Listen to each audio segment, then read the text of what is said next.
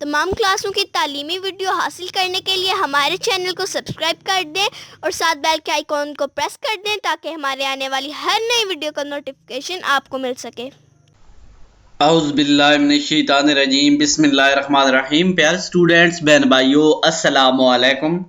Economics معاشیات، اس کا question number ہے آج ہمارے پاس 14 سوال ہو چکے تھے۔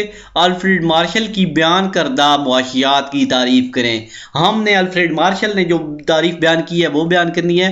معاشیات میں انسان کے ان تمام اعمال کا مطالعہ کیا جاتا ہے جس کا زندگی کے روزمرہ معاملات سے تعلق ہوتا ہے۔ اس میں انسان کے انفرادی اور اجتماعی مسائل کے اس حصہ کا بھی جائزہ لیا جاتا ہے جس میں اس بات کا گہرا تعلق ہوتا ہے کہ انسان جو ہے خوشحال زندگی کے مادی لوازمات کیوں کر حاصل کرتا ہے اور انہیں کس طرح خارج کرتا ہے۔ پس ایک طرف یہ دولت کا علم ہے اور دوسری طرف خود انسانی زندگی کے پہلو کا سیم اسی ورڈنگ میں یاد کرنی ہے، اور 6 بار یہ آ چکا ہے اور بھی یہ آ سکتا ہے۔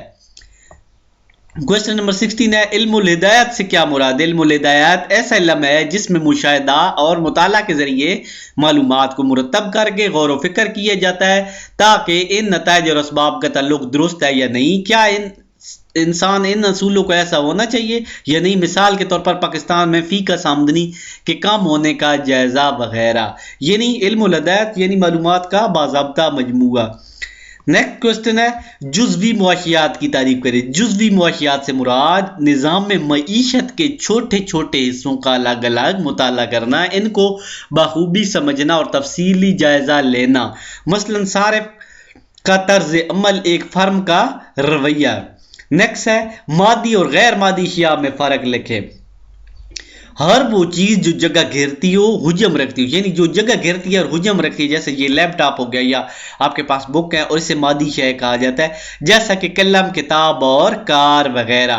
جبکہ غیر مادی چیز نہ جگہ گھیرتی ہے نہ حجم رکھتی ہے، یہ صرف محسوس کی جا سکتی ہے۔ غیر مادی اشیاء کی خدمات بھی کہا جا سکتا ہے، جیسا کہ استاد کا پڑھانا، ڈاکٹر کا مریضوں کا علاج کرنا۔ سوال نمبر 19 ہے، معاشی اور غیر معاشی احتیاجات میں کیا فرق ہے؟ معاشی احتیاجات سے مراد ایسی حاجات ہوتی ہیں جن کو پورا کرنے کے لیے معاشی جدوجہد کرنا پڑتی ہے اور روپیہ پیسہ خرچ کرنا پڑتا ہے، مثلا روٹی، کپڑا، مکان وغیرہ حاجات وغیرہ۔ اور جبکہ غیر معاشی حاجات سے مراد ایسی حاجات ہوتی ہیں جن کے حصول کے لیے قسم کی کوئی تگ و دو نہیں کرنا پڑتی، مفت میں حاصل ہو جاتی ہیں، مثلا ماں کی ممتا، دھوپ اور بارش، یعنی ماں کا پیار اور دھوپ اور بارش۔ کوسچن نمبر 20 ہے، اشیاء سرمایہ سے کیا مراد ہے؟ اشیاء سرمایہ سے مراد ایسی اشیاء ہیں جو براہ راست استعمال نہیں کی جاتی بلکہ یہ مزید اشیاء بنانے کے کام آتی ہیں، یا یہ آمدنی کا ذریعہ بنتی ہیں، یا ان سے پیداوار اور آمدنی میں اضافہ ہوتا ہے، جیسا کہ مشینیں، کارخانے، آلات اور اوزار اور سڑکیں وغیرہ۔